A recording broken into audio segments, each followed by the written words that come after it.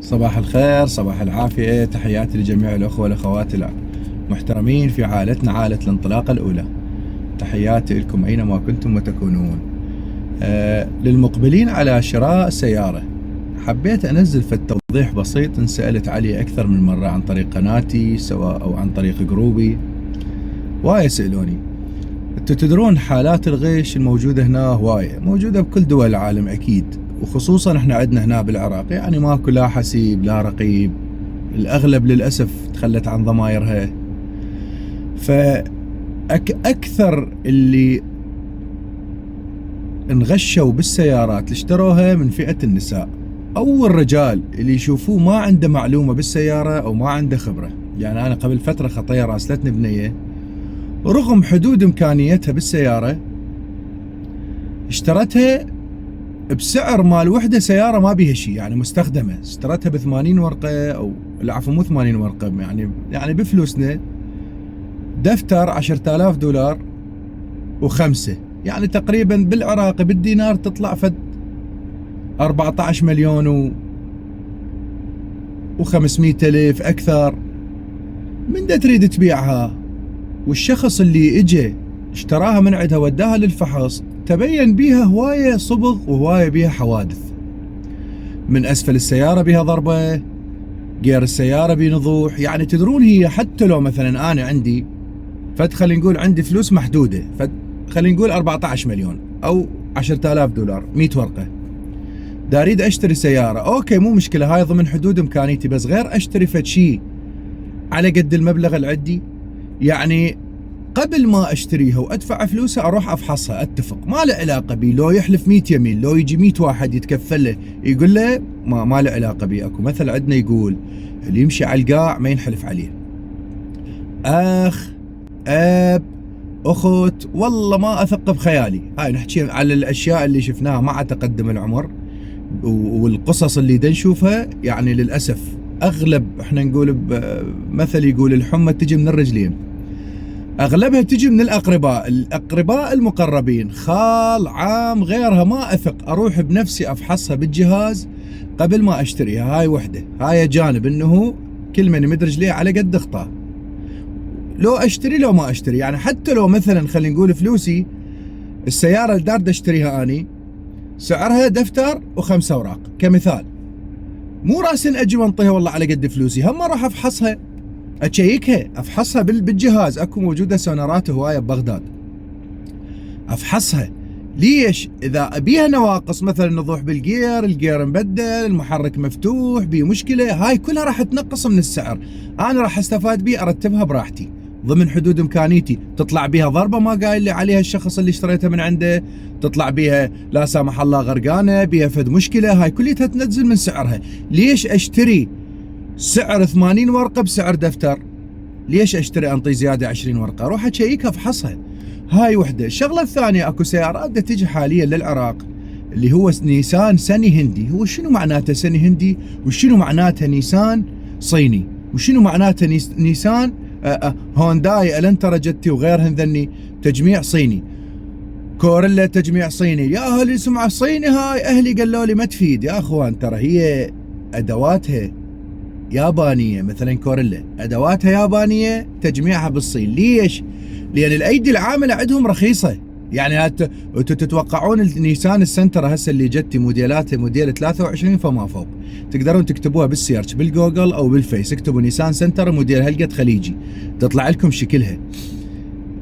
تتوقعون لو متجمعة باليابان من امها وابوها وتجيكم البغداد توصلكم بدولكم يعني نفس السعر هسه الرخيص اللي تحصلوا بيها؟ مستحيل، مستحيل. ايدي عامله موجوده رخيصه. انا هسه جيت اعطيتكم هاي الشاحنه، انا هسه كمعمل مال نيسان اوضحها لكم للاقرب. هاي اذا اروح اسويها باليابان يجوز تكلفني $100، بس اذا اخذها اسويها بالصين اجمعها كلها مفتوحه، اجمعها واوديها يجمعوا لي اياها، يجوز تكلفني $50، نص التكلفه مالتها.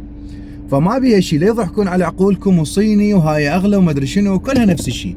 فاللي عنده فلوس، قبل فتره وحده مراسلتني ماخذه كيا صول وارد امريكي مضروبه ضربه بالباب مالتها، ويمكن اكو ضربات بعد اقوى، موديل 21.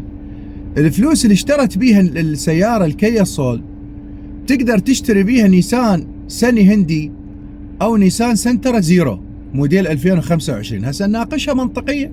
سيارة زيرو اجي انا اشغلها بيدي واطلع بيها، كم سنة يحتاج على ما تعطل اذا على ايدي انا مداريها وبعدها جديدة؟ اقل شي فد 4 سنين 5 ما اشوف وجه فيتر. احترام العفو تقديري الهم. الاغلب جو دخلاء على المهنة خربوا سيارات العالم. فيا اخوان منطقيا انا عندي فلوس دفتر 45 ورقه، انا اسعارها نعطيكم تقريبيه، ما عندي خبره بكل اسعار السيارات، بس احكي الاشياء اللي اشتراها جماعتي انا اللي انا صاعدها. انا كل شغله اقولها انا صاعدها ومجربها، ما له علاقه باللي ما مجربها. عندي فلوس 145 ورقه، 140 ورقه راح اشتري نيسان سنترا زيرو خصوصي مرتبه حلوه، تبريدها حلو، محركها 1600 اقتصادي مرتب، او نيسان سني هندي همين دفتر 40 و45 رقمها شمالي شويه يفرق بالسعر. بس سياره جديده زيرو احسن ما اروح اخذ لي وحده مضروبه ضربه قويه ومتفلشه وهم كل يوميه عطلانه وحاميه ودقه دوانز والمحرك تعبان وبيها غراض يحتاج تبديل وماشيه هوايه. شغله انا اشغلها بيدي وشغله قبلي صاعدها ما اعرف شنو اللي مسويه بيها، وهوايه حوادث ذا تصير وخطيه عالم دا يتقفص عليها. والله خطيه يعني مشتريها بتعب قلبه، تلعب نفسه من السيارة، حتى تلعب نفسه من السياقة. لو تجي العالم تقرب راسه بيعها خلي تولي ما ادري شنو. انا مقتنع بها، انا كسيارة ماخذها رينو ميغان. يا يقول لي ايش عندك اخذتها وخلت تولي وما مرغوبة. طببت منها طلعت منها. اول شيء الفلوس ما ماخذها من احد الحمد لله والشكر، بجدي وتعبي وعرق جبيني. هاي وحدة. الشغلة الثانية زينة مو زينة انا راح اتحملها، انا ماخذها سيارة جديدة وزيرو على ايدي. شو العلاقة المقابلي؟ رأيه مسموع بس مو مفروض. اي سيارة جديدة زيرو تاخذوها بهاي الرقبة ما عليها شيء، دهن فلاتر بنزين كل شيء ما عليه، ما عليه. صيانة دورية بسيطة اسويها. ما اعرف ما عندي خبرة اسأل اهل العلم او الناس اللي متمرسين، اسألهم قبل ما اصلحها. اسأل وين راح اجيب الغراض، منين اجيبها، شنو العطل اللي بيها، شو اسوي، شو اتصرف، عليه من اروح. اسأل اكثر من واحد. وايد تقفيز دا يصير، يعني شغلة بسيطة ما تكلف لها بالعراقي 25,000 50,000 بالدولار تقريبا 50 دولار. تروحون يم ناس لا ما تخاف الله في تريه لا للسيارات القديمة او مستخدمة يقول لك فد 300 دولار 400 دولار، يعني يطلع شغل الايجارات وعماله كليتها من عندك على شغله بسيطه ما تسوى. فيا اخوان اللي يريد يشتري سياره اشتري سياره جديده وتجود من الماجود. اوكي ردت تشتري سياره مستخدمه على قد فلوسك عجبتك لا تاخذها حادثها قوي، وجه السيارة البكم لا تاخذها، مقلوبة لا تاخذها، غرقانة لا تاخذها، قمارتها مطعجة كلها لا تاخذها. ما تطلع ترى هاي يلزموها يلمعوها لك ويدقدقوها. بروحوا يم السمكرية هسه، فوتوا من يم اي سمكري مال السيارات وشوفوا السيارات المقلوبة دا يجيبوها مقصوصة القمارة مالتها. وهذا والله لا تباعون شكلها تلعب نفسكم منها. الامثال تضرب ولا تقاس، مو واحدة تظل تفشر وتظل تحكي مثل العروسة الزرقاء. شلون العروسة الزرقاء؟ يلزموها يلبخوها ويرتبوا لك اياها ويسووا لك شعرها ويصبغوها، هذا بعدين اخر شيء من تغسل وجهها يطلع الاساس مالتها وتخليك تخترع وتكره حتى الزواج. طبعا هذا للشقة اكيد، لا بالعكس يعني هذا كله خلق رب العالمين، بس دا اضرب مثال حتى اوصل فكره. فهاي يلزموها يلبخوا لك اياها ويرتبوها ويلمعوها ويخلوا لك بيها قلوبات وما ادري شنو وينظفوها يلمعوها، تباوع عليها تقول لو هي لو ما اريد. بس وراها مجرد ما تاخذها وتدفع فلوسها انت وقعت بالفخ. بعدها هي ما تصير لك كل شهر، تظل كل يوم عطل ولا عطل. ثم انا مجمع فلوس حتى دا ارتاح اخذ لي سياره تونس بيها، اطلع تبريدها حلو ما ياثر علي حماوه ما بيها، وراها اخذها كل يوم عطلانه وراح الفيتر. انا شاب هسه ما اتحمل اروح اراجع فيتريه، فما بالك بالناس الكبار بالسن او مثلا بنات ما يعرفون بهيك سوالف، اللي ما عندها سند اللي ما عندها احد شيء هم خطيه.